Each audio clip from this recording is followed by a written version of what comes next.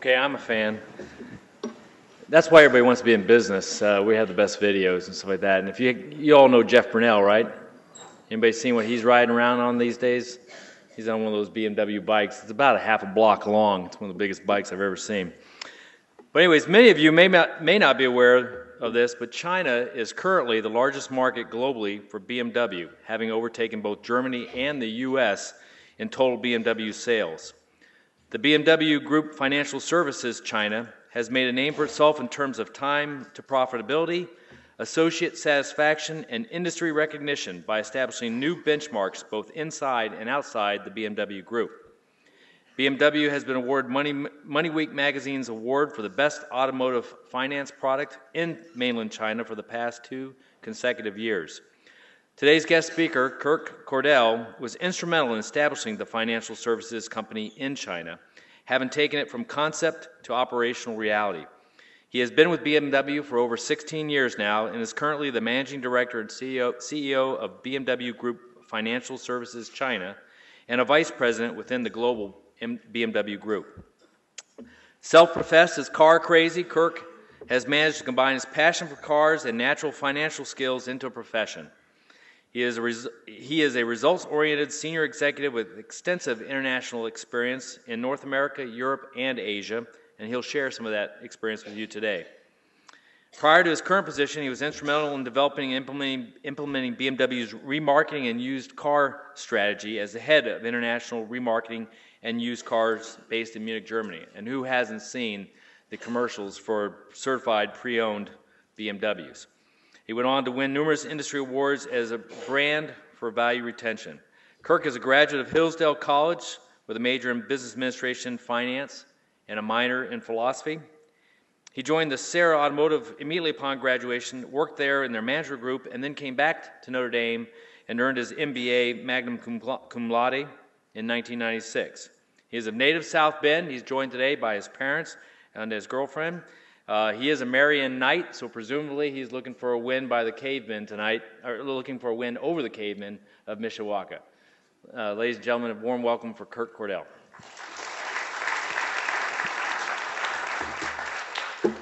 Well, good morning, ladies and gentlemen. It's a pleasure to be with you today.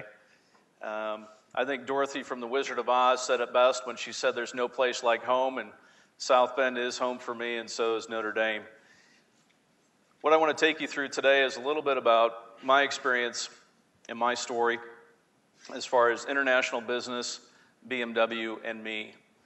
I had somebody ask me a question the other day, and they said, how does a kid from Mishawaka, Indiana, get to be vice president of a DAX 30 company?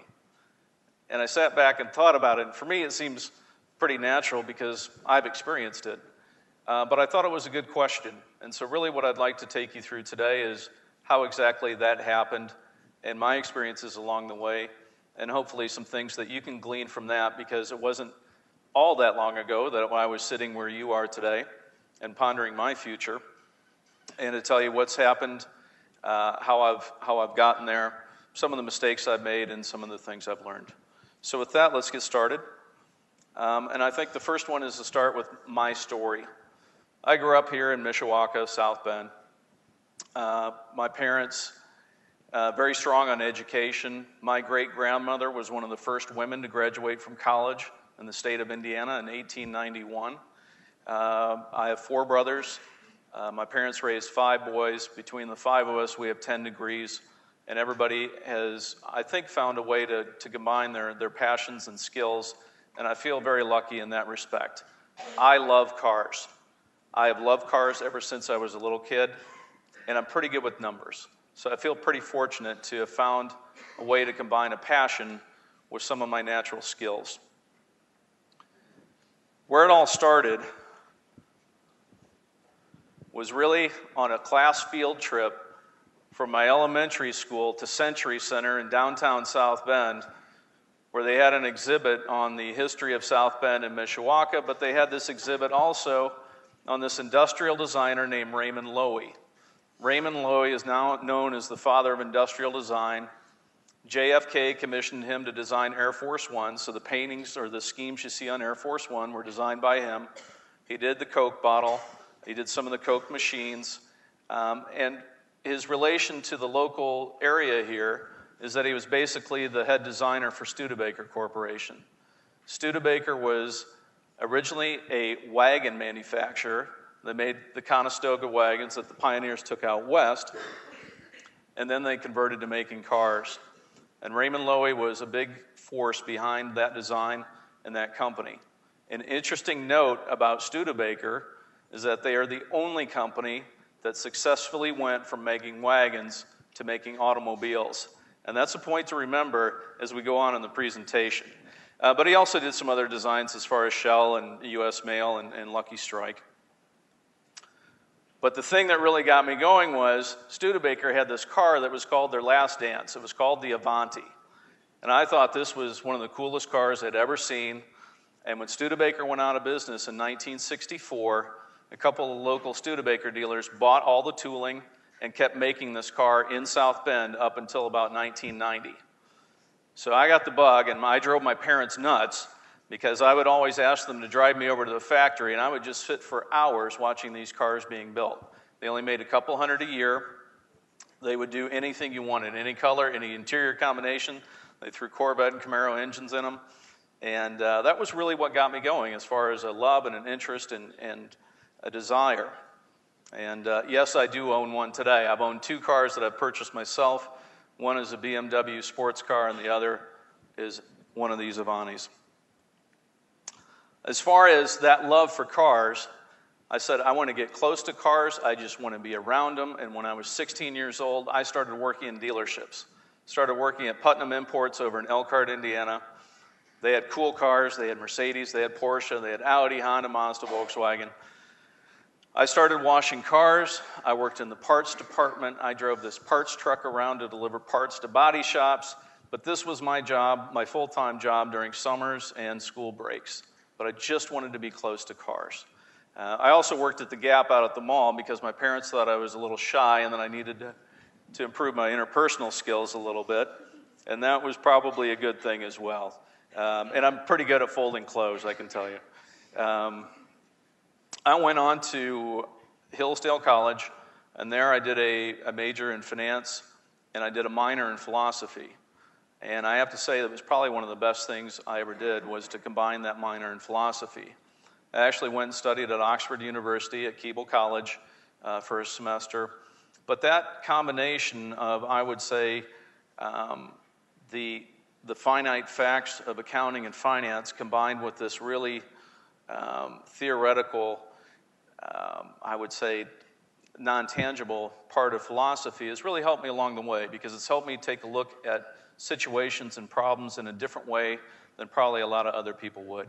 It wasn't easy. You would come out of an accounting test where you had to, your debits and your credits had to equal each other, and then you walked into a philosophy class where they said, prove that witches don't exist. And you had to go through a whole logic and rationale as far as how was that possible. Out of Hillsdale, I went to work for a large dealer group. They are still one of the largest privately held dealer groups in the country, and that is the Sarah Automotive Group. They own, at that time, about 21 dealerships, and I worked for their group on the management side. And I have to say I learned a tremendous amount. I had worked on the hands-on side, and then I worked in their management group. And I would say that's really where I learned the importance of having a mentor and finding a mentor. And the guy at the time was Joe Serra, who is the head of the group. But those types of relationships and that type of mentoring is very important in your career. Joe used to invite me over to his house. He used to invite a couple of us over where we may watch football or basketball, but he'd always feed you a little something before you went over there. And then it'd be a little quiz, and there'd be a discussion about the business. And I learned a lot about reading financial statements and interpreting things and working on buy-sells. And it was a very good experience. But the one thing to take away from that is it's very important to have mentors along the way.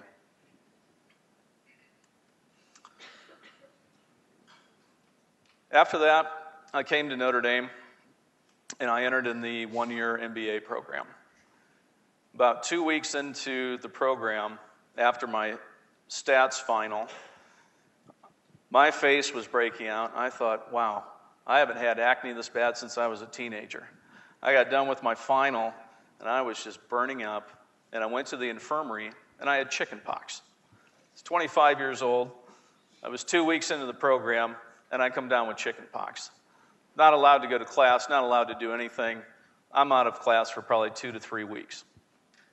Finally, heal up, and I come back to school, and I come in and have a talk with the assistant dean, and they said, you know what? We really think you should either start the 2-year program in the fall or start the 1-year program again next year. And I said, you have to be kidding me. I just quit my job. I've invested everything into this. You can't be telling me that I have to start over or start a 2-year program. And he said, listen, we don't think you're going to be able to make up the classes, and it's such a fast pace, we don't think you're going to be able to do it. I said to him, I said, just let me try. We'll see how it goes, but I'm going to give it my best. I did make it through, and I'm happy to say I did graduate magna cum laude. I graduated third in my class. And it's one of those things where if you put your mind to something, you really can get it done, and don't let anybody tell you any differently. So when I was coming out of the MBA program, I had an offer to go back on the dealer side to work with the group that I'd worked with for a long time. I had offers from General Motors and Ford, and I was also doing Wall Street interviews. So it really came to a critical point in time about what do I want to do with my future, and I think that's probably where a lot of you are right now. And again, this mentor issue. A lot of discussions with my father and one of my brothers about, what is really my passion and where do I want my career to go. And the advice they gave me was, listen, you love cars. Think about sticking with what your passion is, because it'll make the work a lot easier. And so I had offers from General Motors and Ford, and they're both fine companies, but I really couldn't get excited about their whole product lineup. If I had gotten stuck working on the Ford Fiesta or the Ford Focus, I thought, boy, this really isn't going to interest me. And I sat back and thought about, who do I think has a great brand, who do I think has cool product, and who do I think is a great run company? And the company I landed on was BMW. So naively one day, I put together a cold cover letter and mailed it off to BMW of North America. And about 2 weeks later, I get a phone call from some guy with a heavy German accent saying, this is Mr. Werner Eichenbusch, and I'm from BMW, and we'd like to talk to you about employment. And I thought, you know what? One of my good buddies, I told him I had sent this letter, and I bet he's playing a joke on me. But luckily, I didn't proceed down that road. I did proceed along with the conversation in the phone interview. And that's actually how I ended up getting hired with BMW. The thing with BMW and at that time with financial services was that it was really a growth area. And I would say that was another good piece of advice I got along the way in my career, is to go where there's growth, because where there's growth, there's opportunity. And I have to say that it's something that I would really offer up to all of you as well, because it's something that has served my career very well. As far as BMW is globally recognized as one of the world's top brands and one of the world's top employers. BMW in the latest Reputation Institute ranking ranked number 1, while Apple and Google were at 5 and 6. That's a pretty strong showing as far as a brand. The movers and shakers as far as the brand top 100 and the most valuable global brands out of the automobile industry, it's BMW. As far as the quarterly earnings and the sales acceleration, it has continued, and we've also been very successful in motorsports racing. I think the one thing that a lot of you may not know about BMW, we make great products. We make exciting cars, motorcycles, also own Mini and Rolls-Royce. So there's a lot of different products involved in that. So great products, exciting products. I think the one thing that you all may not know is the focus that BMW has on sustainability. And this is both environmental, it's both social, and it's economic. And we really call it the 3 Ps. It's people, planet, and profit. And BMW has been recognized, I would say, externally as a leader in this position, whether it be the Dow Jones Sustainability Index, Corporate Responsibility Index, Carbon Disclosure Project, all of these areas. I think an excellent example of this is a story that we do not tell, and I think it's an excellent story. And the story is that during the global financial crisis, investment decisions came down to cash flow, and we really finance most of our investments out of internal free cash flow. We have very low debt. But it was coming down to, we were running an F1 racing team that anybody you talk to, and you can read this in the news, cost around €350 million a year to run an F1 racing team. There was also a proposal on the board for an M1 supercar that was really kind of a paying homage to the original M1 from 1980 and 81. There was another proposal on the board which was pretty radical at the time, but it was on new energy vehicles. It's about electric vehicles, it's about hybrid vehicles, it's about carbon fiber vehicles. BMW shut down the F1 racing team. They put the M1 supercar project to the side, and they doubled down on the new energy vehicles. And I think this is a fantastic story. If you look at our competitors like Mercedes, Mercedes during this time started up a second F1 racing team. They're running two of them. They came out with their SLS supercar.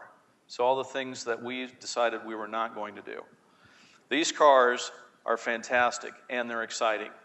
If you look at the i8 was featured in the recent Mission Impossible Ghost Protocol movie. It will do 0 to 60 miles per hour in 4.8 seconds. It has lower CO2 emissions and better fuel economy than a Toyota Prius. Now that's pretty cool. It is a 3-cylinder turbo diesel with electric motors, and it's also made out of a new material, carbon fiber. Carbon fiber, we got a lot of experience from racing in the America's Cup race because the boats used a lot of carbon fiber, and also from F1 racing in the M Motorsports, we had a lot of experience with carbon fiber. The one thing that we really couldn't figure out at the time was it's very expensive and a lot of it is hand-laid. And what we've done is invest in a carbon fiber company that's doing sheets of carbon fiber, so it's lower cost and it can actually be applied to production. It's SGL Carbon out in Moses Lake, Washington. So now we have vehicles that are coming to the market next year and in the following year that are very far ahead of the competition as far as the chassis and the materials that we use. Carbon fiber, if we had built this car out of aluminum and steel, the car would have weighed 1,000 pounds more. So we're getting a big weight savings. And that's one of the big drawbacks to electric vehicles, is that batteries are heavy. The other thing we took into account, we call these cars born electric, is that they were designed to be electric and hybrid from the start. If you look at most of the vehicles on the road today, they are the regular vehicles that are converted, meaning that the batteries are either placed under the rear seats or they're put in the trunk where you lose a lot of interior space, and it also affects the handling. And handling and that efficient dynamics is not something we really want to lose. These cars have the batteries placed at the very bottom of the car between the frame rails, which means it increases the interior space, but it also dramatically increases the performance and handling of these vehicles. And I think the fantastic thing about this is, if you look at a Toyota Prius, it's not a car that you can get really excited about driving. It's cool technology from the standpoint of sustainability, but from a design standpoint and a drivability standpoint, it's not an exciting product. And we're taking sustainability and making it very exciting. And I think that's a great story. And the fact that we gave up on F1 racing and we gave up on this M1 supercar and went in this direction is a fantastic testament to the mission of this company. It doesn't mean we're all going in new energy vehicles. We're going in two ways. One is evolution, which is on the current combustion engines and diesels, and then revolution, which are these cars with alternative drivetrains, alternative fuels, and different types of mobility. On the evolution side, the engines that we're coming out with are generally about 25% more powerful than the previous generation. but they also are more fuel efficient, generally 20 to 30% more fuel efficient with lower CO2 emissions. We're also very heavy into diesels. The advantage of diesels is that the fuel economy is about the same as a hybrid. Diesels aren't as popular, I would say, in the US, but in Europe you find that they are a majority of the sales for that reason. So we're really going in two directions as far as evolution and revolution. Now, the story I told you earlier about Studebaker being the only company to move from being a wagon maker to an automobile maker. Fast forward about 30 years from that time I was on that field trip, and I'm sitting on the 22nd floor of BMW headquarters with the chairman of BMW, Dr. Norbert Reithofer. And he's talking about these vehicles and why we're going in this direction. And he goes, do you know there is only one company that made the transition from being a wagon maker to a car maker? And I was like a little kid at the front of the class waving my hand, and I go, Studebaker. And everybody kind of looked at me and goes, how did you know that? I said, well, I grew up in South Bend, Indiana. Oh, okay. So, but believe it or not, Studebaker is actually discussed within BMW today. And I would encourage you to, take a look at how there are game-changing technologies, and if you don't adapt to them, you're going to die. And Studebaker was one of the companies that did. BMW is one of the companies that is taking a look at the new energy vehicles and moving in that direction. We were out in Palo Alto, California, back in April, and we went to visit Tesla. Tesla is one of the coolest new energy vehicle companies on the market today. I think these guys, I give them a lot of credit. I think the last time somebody tried to start up their own car company was John DeLorean back in the 80s, and that didn't end too well. These guys are doing a fully electric vehicle. It's all in aluminum. It's a great-looking vehicle. They set it up smart. But the one thing that we took away was they said to us, we were surprised you guys found a way to make carbon fiber work. And I think that's a testament to BMW as well, that you visit what is considered one of the hottest new energy vehicle companies, and they're saying they're admiring you for what you've been able to do with some new technologies. Now, as far as the economic sustainability, BMW this year increased sales through the first half year by 8.3%. The revenues increased by 10%. We're getting a margin of 11% on earnings before interest and taxes. And we've got a market capitalization of 39 billion euro. So from an environmental sustainability standpoint, BMW is doing a great job. We also have some of the most, I would say, environmentally friendly production facilities as well. On the economic sustainability, doing extremely well. BMW was one of the only automotive companies to be profitable during the entire global financial crisis. And on the people side, I think there's also a couple good stories there. On the social side, the BMW senior management in 2009 and 2010 took a decision that they would forego their own bonuses in order that we would be able to minimize layoffs of all the workforce. I don't know of too many other companies around where the senior executives can make that same statement. And I do know from talking to Father Jenkins, Provost Burrish, and John Affleck Graves, that Notre Dame did the same thing during that time as well. And I think that's a testament to both of those institutions as far as their social responsibility as well. Corporate social responsibility is something we do take very seriously. I think we'll talk about it a little bit when we get into the China side. But those three aspects, as far as people, planet, and profit, are kind of the main pillars of what we see as sustainability within the BMW Group. So, financial services. When I was interviewing with BMW back in 1996, I saw a firm commitment from the company to the U.S. market, to the North American market. They had just built a production facility down in Spartanburg, South Carolina, and were making a significant investment for the U.S. It was the first foreign luxury manufacturer to come into the U.S. and start building cars locally. What that means is that the value chain, and it's really at the bottom of this chart, the value chain for BMW in this market was expanding. It was expanding from strictly being a sales and marketing function where you imported cars, but it was expanding to production, and it was going all the way up the value chain to research and development.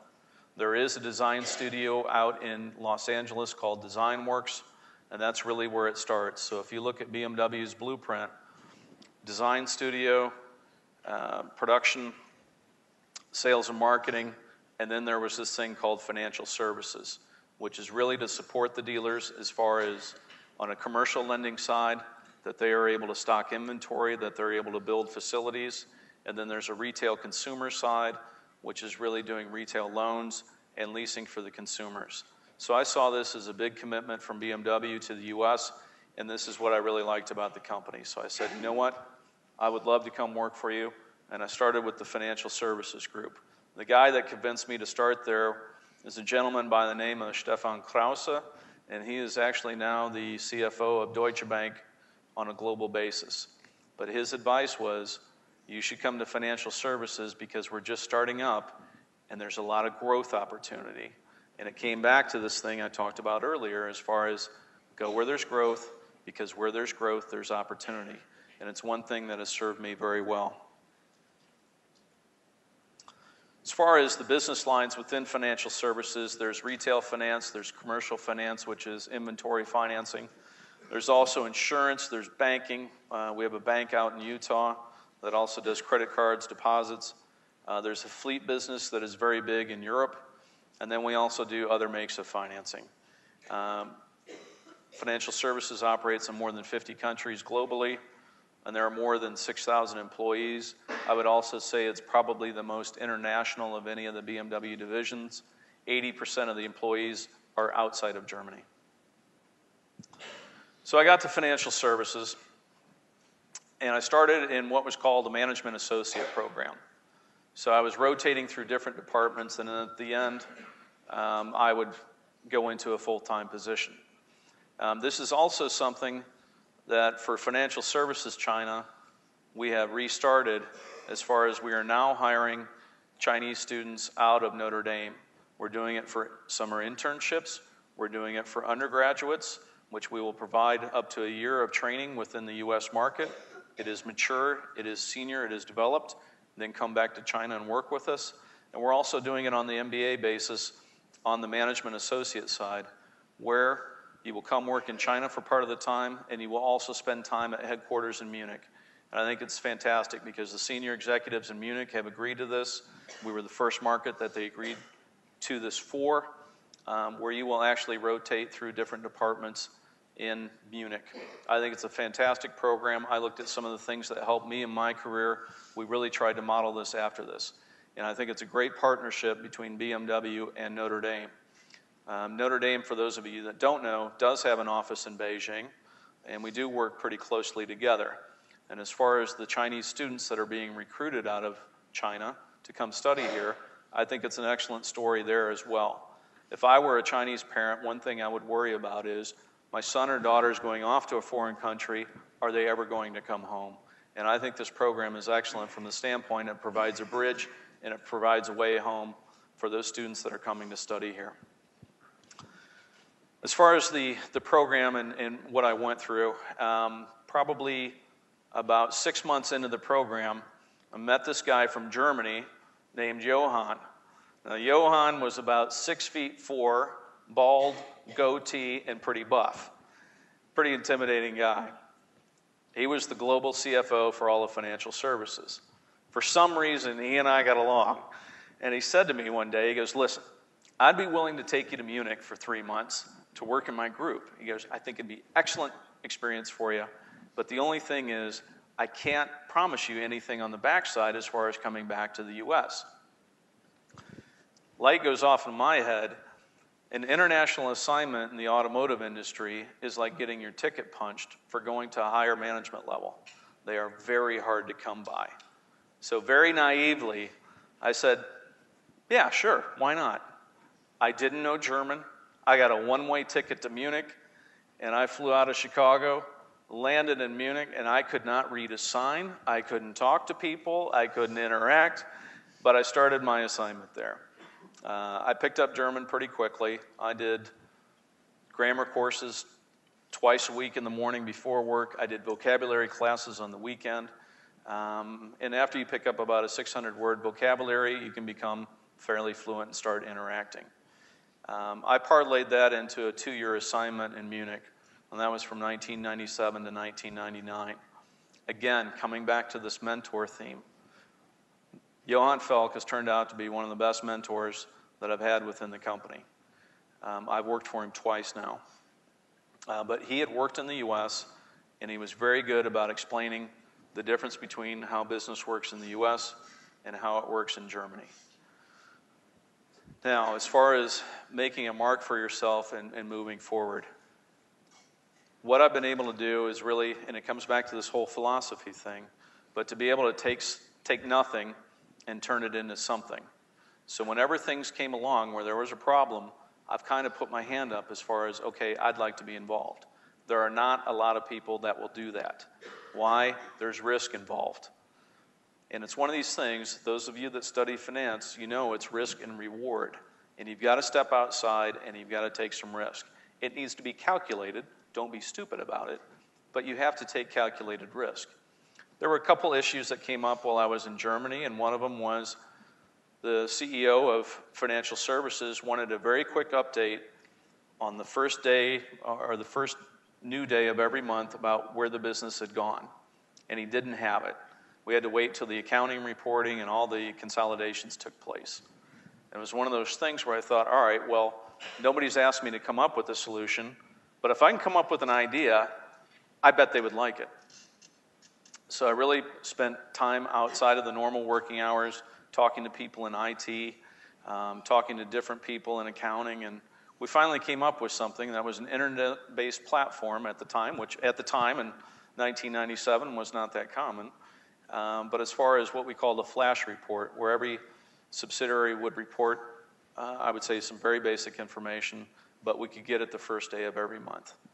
That was one thing where I really stepped outside. I saw a need, I took a risk, and people loved it. The other one was that the CFO of the entire BMW Group was also the head of financial services. He was not a native English speaker. BMW owned Rover at the time, and there were a lot of management meetings that were taking place in the UK. And he had made a passing comment about he didn't like the speeches and presentations he was getting, and he wanted it to sound more native or fluent. Now, I'm sure a lot of people from the UK would not call American English fluent or smooth, but it was another one of those things where I said, okay, this guy's not happy with the product he's getting. Again, I took my own time. I wrote a speech for him. I wrote a presentation, unsolicited, delivered it to him, and he loved it.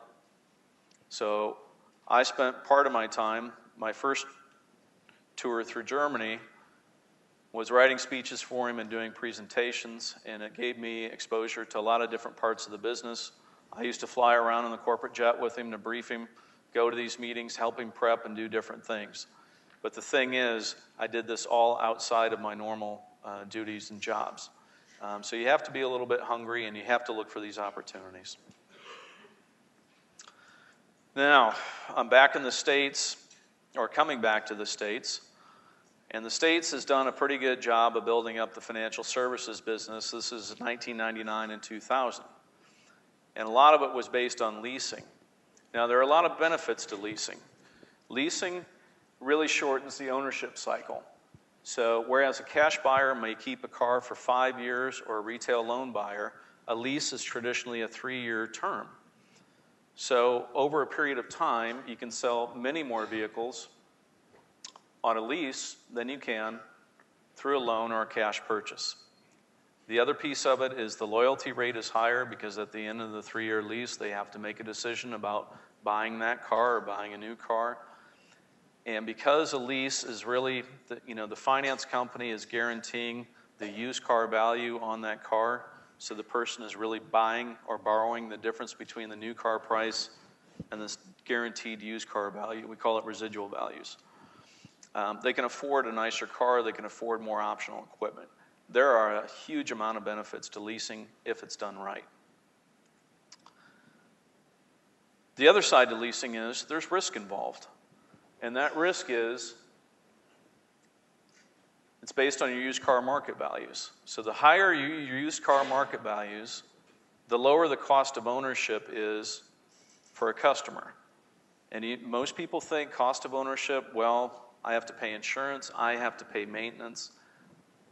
The key to success in car sales is that if you have the highest used car values, you're going to have higher new car sales. Why? Because depreciation is the biggest piece of the cost of ownership of a vehicle. If you go to sell your vehicle at the end of owning it and it's only worth 30% or 20%, you've lost a lot of money. So by maintaining used car values, by supporting used car values, you can sell more new cars, but also you've got this amount of residual value risk that sits out there that if you're wrong on predicting a used car value, it can swing the profits of the company dramatically. If you take a 3 Series, it's probably a $35,000 car, 1% of that, well, that's $350, it adds up over time. If you have a portfolio that's $2 billion and you're off 1% on the predicted used car values, it's a lot of money. And it can dramatically impact the profit of the group. So we're in 1999, 2000, and the U.S. has a dramatic number of off-lease cars coming back. It's going from roughly 25,000 a year to 75,000 a year in 1 year. And again, people are not really sure what to do about it. There's a problem. Not many people raising their hands to say, you know what, I'd like to work on this. I think this would be exciting. I think it would be very entrepreneurial. It's something that could be a lot of fun. Again, I raised my hand. We got into this, I would say, business unit, and we really took a different look at the business. We positioned certified pre-owned as the entry-level BMW. Rather than buying a new Toyota or a Honda, wouldn't you really rather have a 3-year-old BMW 3 Series or 5 Series that has an additional, that's been checked out by factory technicians, we guarantee the condition of it, and it comes with an additional warranty. The leasing portfolio that we then took a look at as the used car factory. And so the production schedule we already knew because when we knew when the cars were coming back. We set up a program where we got the dealers to buy in to purchase a large amount of the cars coming back. We set up a smart auction program as far as disposals, and we had a very strong retail program as far as certified pre-owned. And we created another, I would say, profit center for the dealers out of this. It worked extremely well. It was focused around selling new cars. It was about used car values. It was about optimizing sales channels. It was about efficient and effective processes in time. If you go to the BMW website today, and based on what we set up back then, you know, the BMW website will have a section on it that says BMWs hold their value like it holds a corner. BMW has the best resale value of all luxury brands for 2011, according to Kelley Blue Book. And this isn't the first time they've gotten this recognition. They've awarded BMW over 10 Best Resale Value awards since they were first established in 2003. And this was really the direct result of this strategy that we put together back in 1999 and 2000. And this is the group that I led in the U.S. during that time. Coming back to mentors, I had a couple very good mentors at the time. The head of sales for BMW in North America was a guy by the name of Peter Moore, and he and I got along very well. This gentleman taught me, he said, listen, I will teach you everything I know about this business. We worked very closely together between planning new car sales and used car sales, planning production schedules. We even got down to the point of color palettes, options, different things. So we really took it, I would say, to a different scientific level. If you take a similarly equipped car, there are colors that will bring more money than others. And it's one of those things of, okay, if we're going to manage this, then we need to manage what we're putting out on the road. The Other person was, or two people were John Chrisman and Bob Devine, and they were the CEO and president of Financial Services North America at the time. But I had, I would say, some guys that were very experienced that I just learned as much as I could from. I worked with them on a daily basis, and again, it turned out to be a very productive and a good relationship. I still talk to those guys today.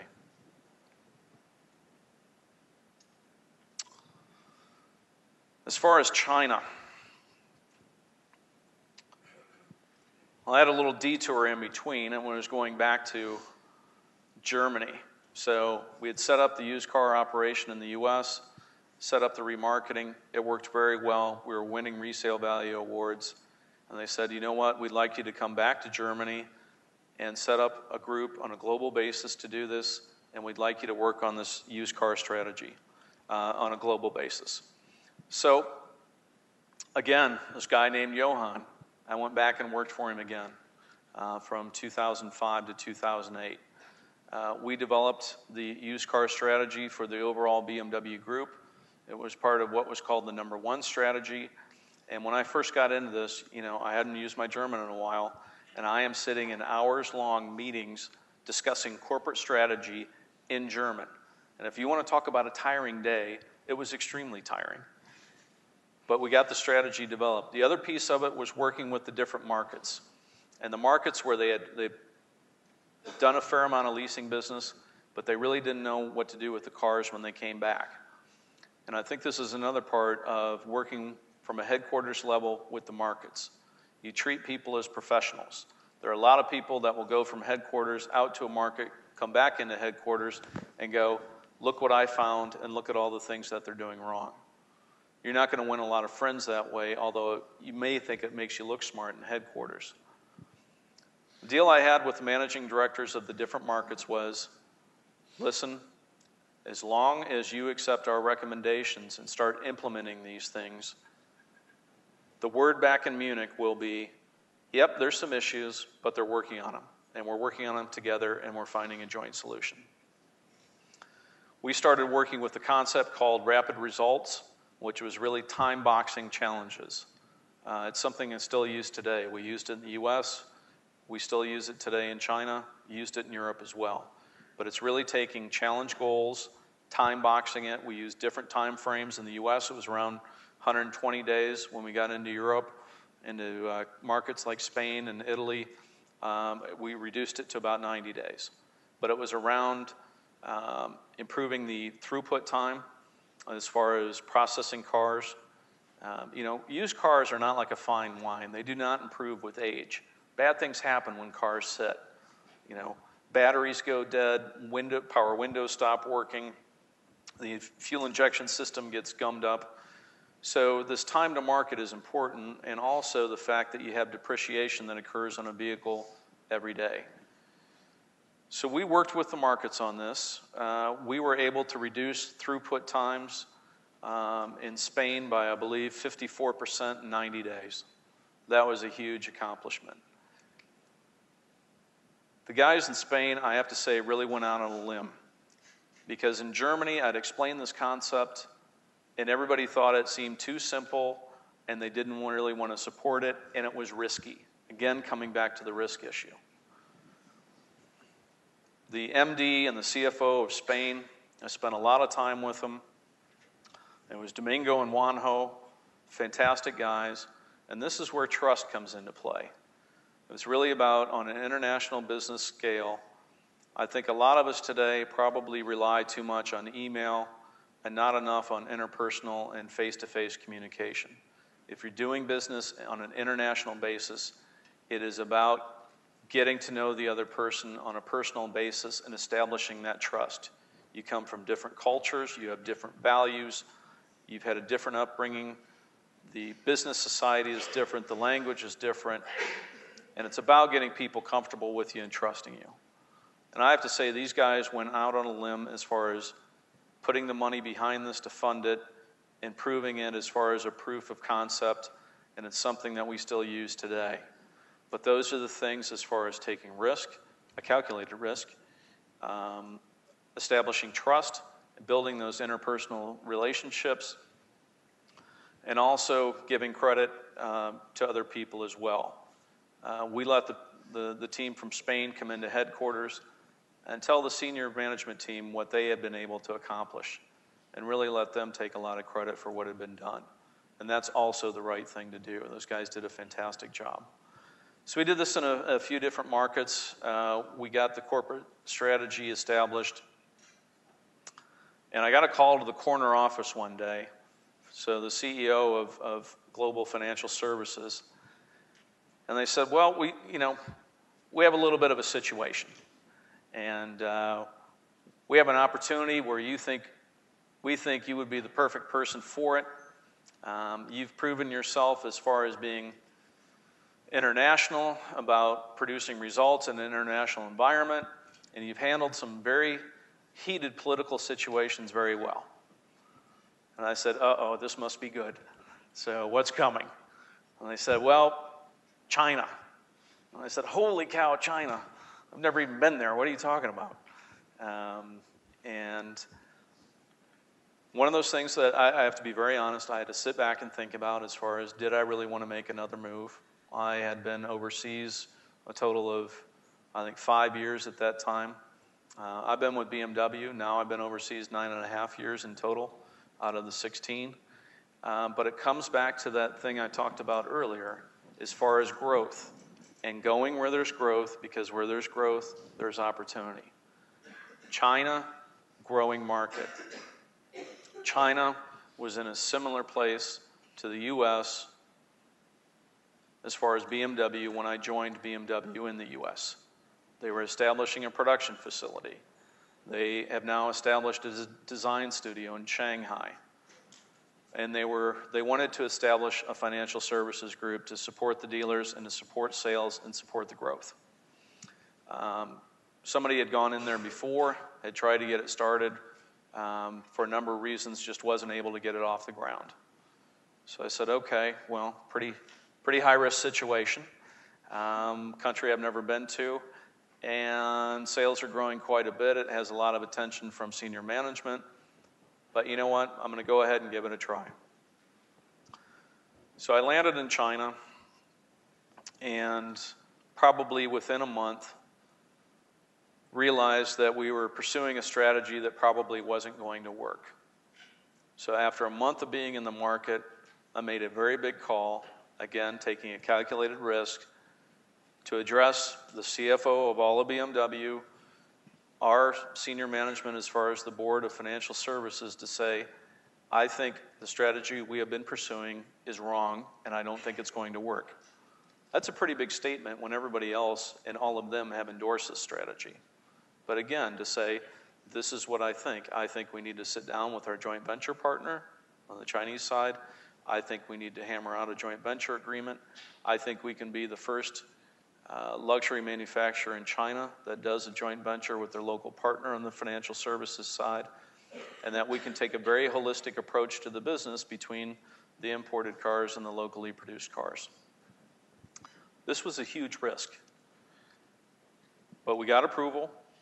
And then I was sent off to go negotiate the joint venture agreement.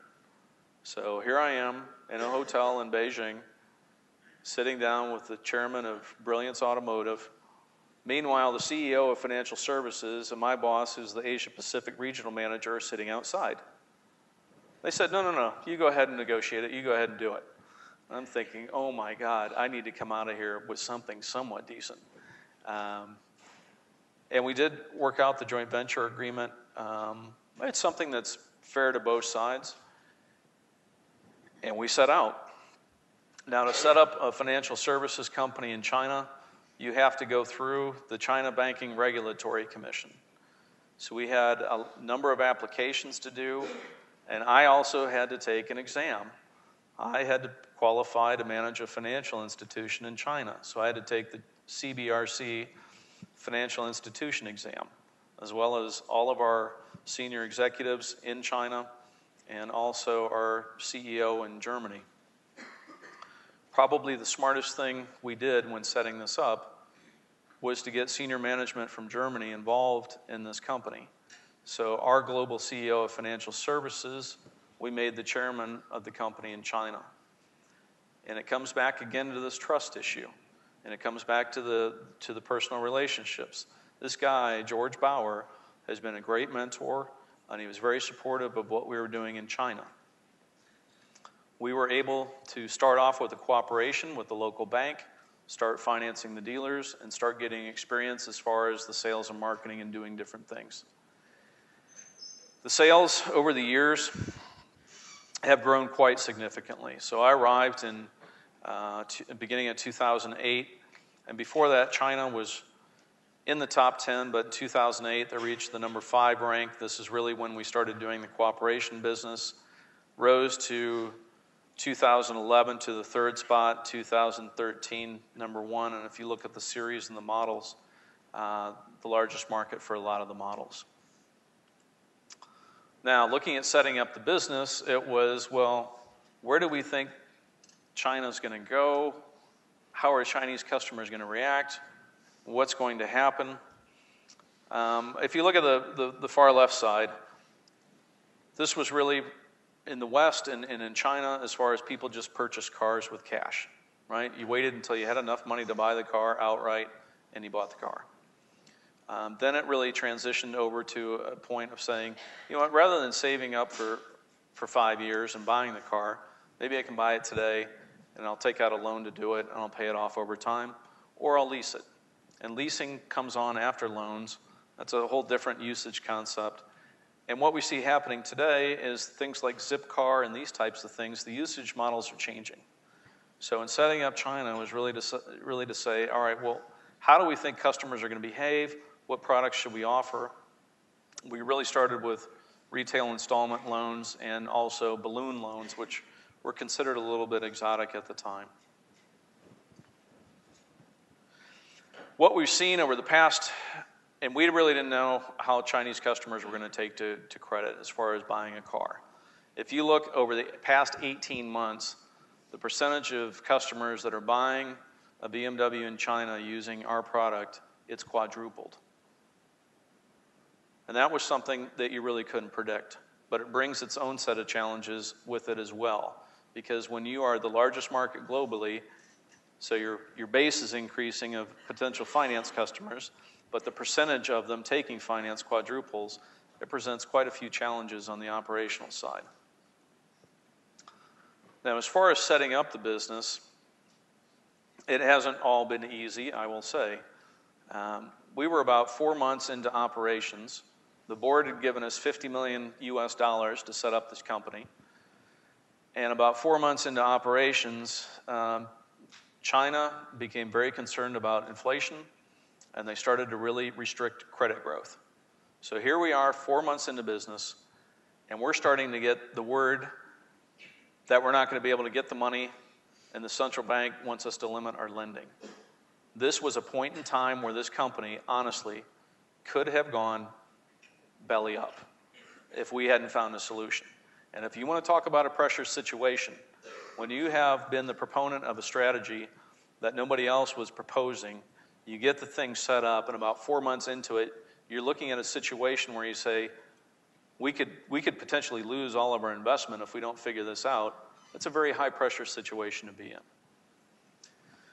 We sat down, we came up with a solution, and it was really to take our old partner who we had set up the cooperation originally with, Shenzhen Development Bank, and to bring him back into the business. And that was not an easy conversation. It's like going back to somebody that you broke up with and going, you know, what do you think about getting back together? Now, fortunately, we had a good relationship with them, so we were able to put that back together. So we went on a different strategy that nobody had really done before as far as doing our own business on our own, but using a cooperation bank to help support it as well. It was difficult, it was messy, it was not clean, but it worked. The other thing is, we started doing some other deals and doing some non-traditional products. There are 2 products that we are doing in China that we are not doing anywhere else in the world. And this is, I would say, the fun part about starting something up, is that you get a white sheet of paper to come up with how the business is going to run. One of the products was an idea on the wholesale side as far as financing our dealers, but nobody had done it before, and I have to admit it was a little bit of a wacky idea. But the guy that was running Shenzhen Development Bank at the time, I would say was probably one of the last gentleman Wall Street bankers around. He had run Bankers Trust, sold it to Deutsche Bank.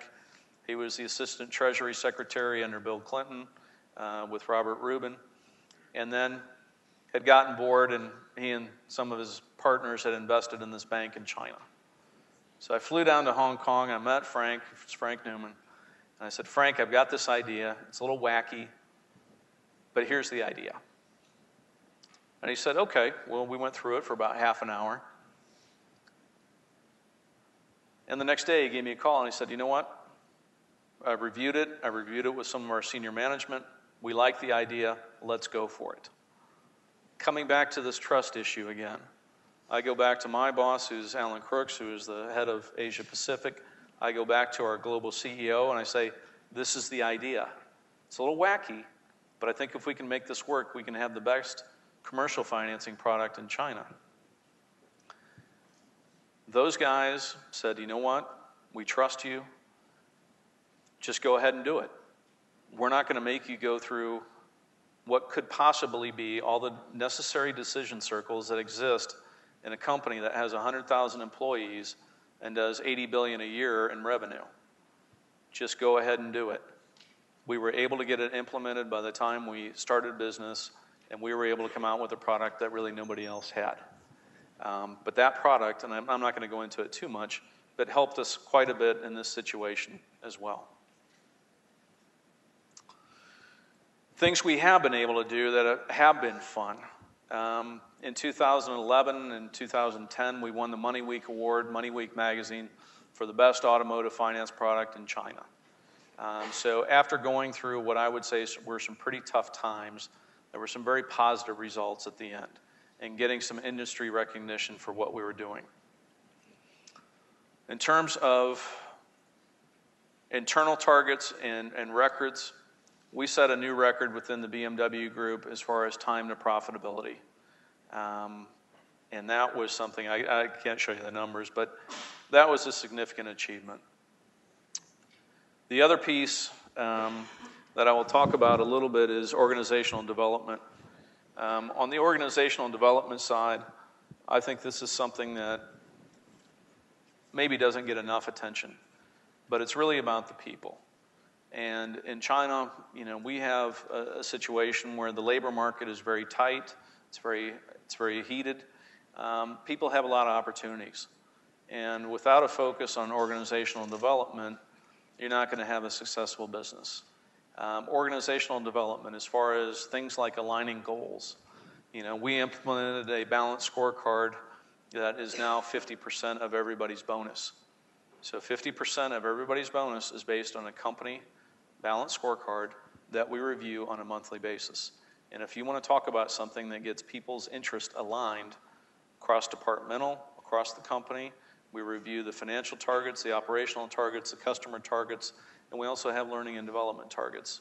But it's something where everybody knows, and at the end of the year, everybody can calculate what 50% of their bonus is going to be based upon that company's scorecard. It's about alignment in that respect. As far as team building and different activities, we spend a lot of time really trying to build a good culture and a good environment within the company.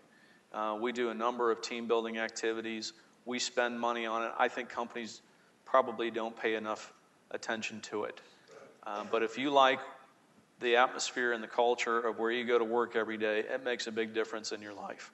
We spend a lot of time in the office. We do a lot of work there.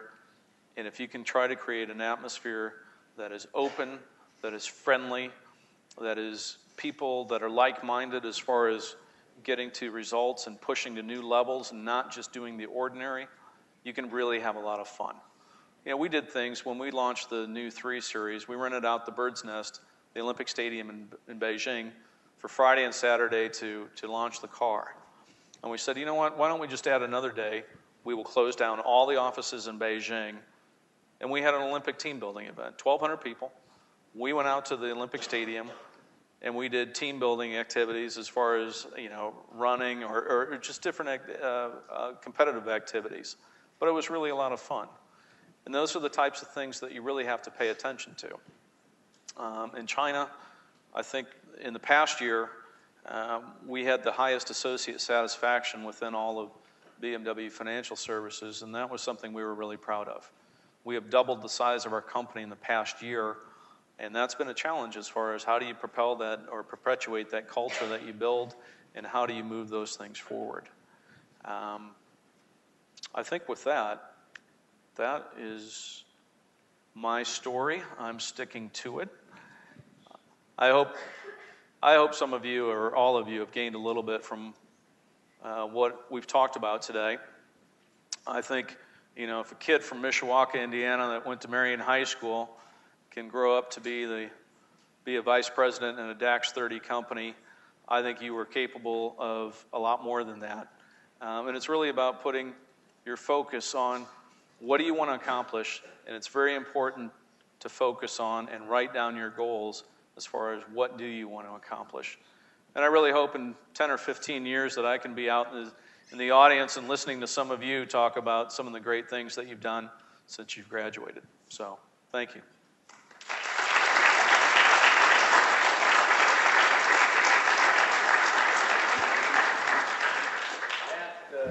Kirk to take some questions. If anybody here has any questions, we have about 15 minutes.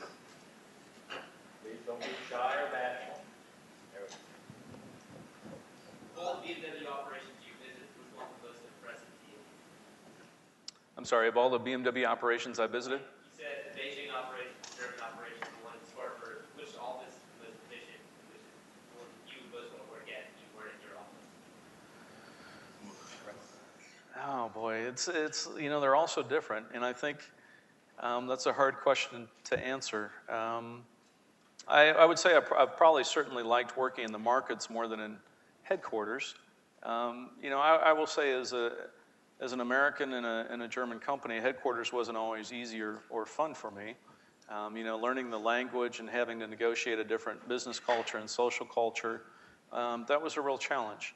But I have to say, I enjoyed my time there. I've made good friends within Munich. I enjoyed living in Munich tremendously. It's a fantastic city. Quality of living was great. But I think all of the operations have a different character to them. And one thing that I've learned is you really have to try to play up the positives of wherever you're at and downplay the negatives as much as possible. China, I think, is probably one of the most exciting places to be right now. We just opened a new factory in Shenyang, and that factory was built in half the time of the last factory we built in Germany. It's just a tremendous achievement. You really have to love people, I think, and that's what can make international business fun.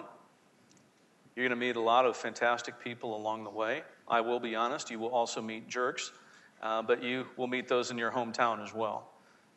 And I think that's one of the real positives is you have to have a love for people, and you have to be very open to other cultures and environments. I think I've been very lucky in each location that I've worked. I do appreciate the opportunity I've been given in China, and I do believe it is probably one of the most exciting places to be at this point in time.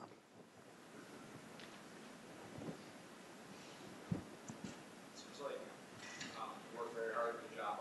Obviously, you also enjoy it. Giving advice to go out in the workforce and looking at potential companies as to what to look for in a company that's going to give us a great opportunity, but also a good work-life balance and somewhere that we'll also enjoy. Yeah, I think a little bit of that is a personal decision to make, right? Because everybody's values are different, everybody's passions are different. But to try and find a place where you would say that those things align.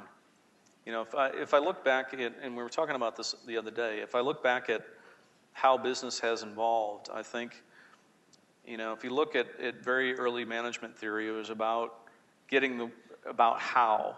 How do you get people to do things? How do you get it done? And it was very, I would say, command control in that aspect. And I think probably in the 90s and probably early 2000s, it changed to what? And stepping back and saying, 80s, 90s, 2000s, what are we trying to accomplish? At the end of the day, is there a better way to do it? You had things like Six Sigma come in. You had, I think GE was very good in that regard. And I think it evolved to what are we trying to do? And I think now, as I see it, and I especially think for your generation, people call it generation the letter Y, but I would call it more towards business, and your generation is WHY. Why are we doing what we're doing? Why do I want to go work for this firm? Why do I want to be involved in this field? And what I find with the younger colleagues in our company is that they want to be more involved in finding the solutions as well. And I think those, as far as that culture goes, that is something that you really have to pay attention to. And as far as these items like rapid results or workout, where you get people involved in finding the solution, because the people that are on the front lines know the business better than I do. I know from the high level, but as far as improving things down there, they're the ones that know the business in detail, and they are the ones that can really find the solution. So I think, you have to ask yourself, why do you want to go into that profession?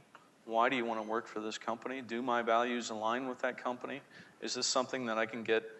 Is this something that gets me out of bed every day, where I'm excited to go in and do something different? I think, from my... and even from my parents, they really encouraged us to go into areas where I would say we had an interest and maybe a natural talent as well. And I think if you do something you love, it doesn't seem so much like work, right? I get to go to car races, and I would go even if I didn't have to for my job. I get to go to car shows. I love these things, and to be able to go and represent the company, it's just something that is, to me, is there are times, I have to be honest, where I sit back and go, when I was reading Road and Track magazine, 15 years old in my parents' house in Mishawaka, I never dreamed I'd be doing what I'm doing today. But it's that passion as far as I love cars, and I'm good with numbers, and I've found a way to combine them. And I think regardless of what the compensation is, if you can really dive in deep to whatever you're doing and you deeply believe in it, it's going to make a big difference on a go-forward basis.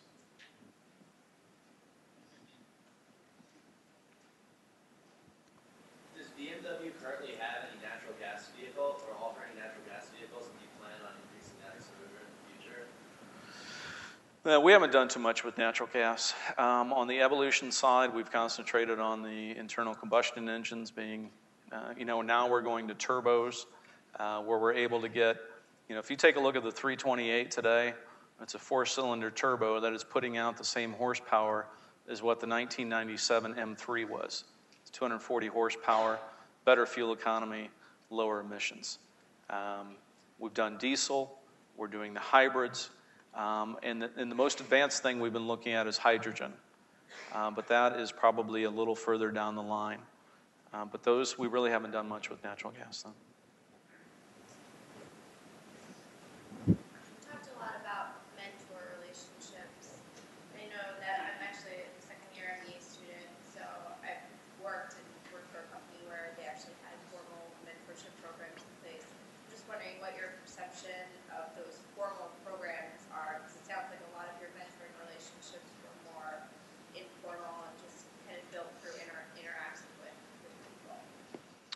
Well, I think your observation is correct. It was not through a formal mentoring program. They are relationships that developed over time.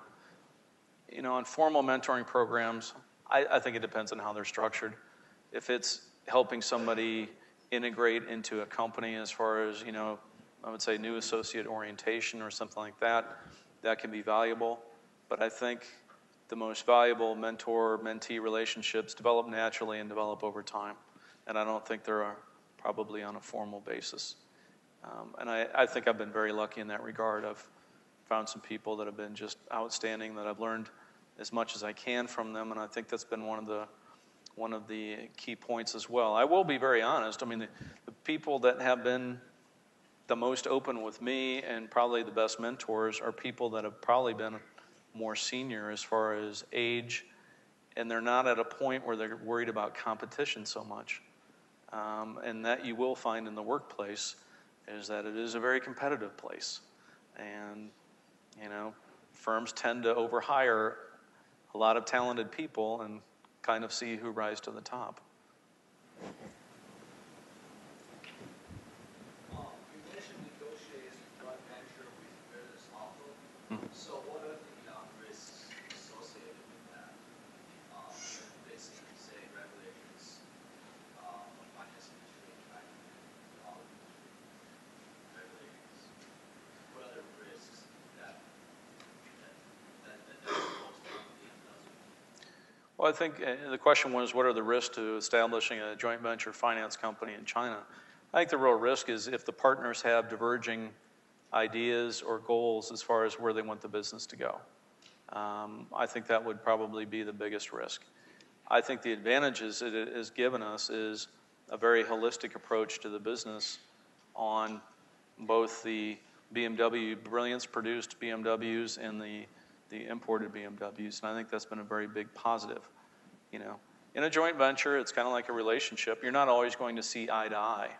You're not always going to agree on everything, and that is the tough part. It's give and take, and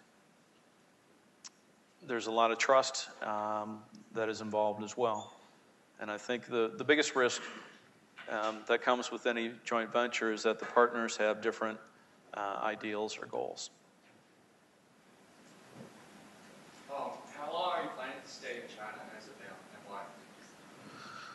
Well, George, that's a very good question. It keeps getting longer and longer. You know, I went there originally on a 2-year assignment. It's been extended 3 times. You know, I'm still having fun. I'm still learning a tremendous amount. And so I would think, you know, right now my contract runs through the end of 2013. That will have been about 6 years in China. And then it may be time to come home, I think, at that point. It's been a wonderful opportunity. I'm very thankful from the BMW management, from the Brilliance management, from the China Banking Regulatory Commission to have been given the opportunity I've been given. And, you know, also as far as meeting wonderful people along the way that make the experience a lot better as well. What do you predict for BMW's expansion over the next 5, 10, 15 years with regard to the Chinese economy? Well, I think, you know, there's a lot in the press right now that, you know, China is slowing down, and is it going to go into a recession? And, you know, I find the Western media to be a little bit different from what is actually taking place. If you take a look at China, you know, GDP growth has slowed. It's slowed from 11% to 7% roughly. If you look at GDP growth in the U.S. last quarter, it was 1.8%. So it's still very much in a growth mode. If you look at the number of vehicles per 1,000 citizens, I think China's probably right around about 60 vehicles per 1,000 citizens. If you look at the U.S., it's between 700 and 800, depending on the source of information. So if you take the GDP growth, if you take the wealth that's going to be created, if you take a look at statistics as far as other markets on vehicle ownership, it seems like there's still a lot of opportunity there. It may not grow as quickly as it did in the past. And if you look in percentage terms, when you become the second largest economy globally, it's hard to maintain those types of growth rates. But I would say we're still very positive on the market, see potential in the future. What do you think is the most difficult part of doing business in China? What is the most difficult part about doing business in China? You know, I think in the U.S. and in the Western economies, we probably tend to look more at the law and to interpret that as the way how things actually operate. And I think in China, it's a little bit different. And for us Westerners, it takes a little bit of getting used to. And I think a Chinese, if you've ever been to China, if you go to an intersection, a traffic intersection is probably the best example. Because there are traffic laws to regulate traffic, but that's not how things actually operate. You know, it's kind of the flow and the movement of traffic and how it moves. And I think, you know, the relationships are very important. and those relationships with, whether it be the government authorities, whether it be with your dealers, I think it's much more relationship based. I think conversely, after my experience there, I think Chinese companies are expanding to the U.S. are probably going to have a similar problem, where they may come in and they may go, all right, well, what government officials do I need to meet with first? Whereas in the West, you would probably start with taking a look at the laws and the regulations and how you can operate within those laws and regulations. And I think that's another part about doing business internationally. You can't judge things. You can't say it's right or wrong. You just have to say it's different, and that's how things here are going to operate. One final question?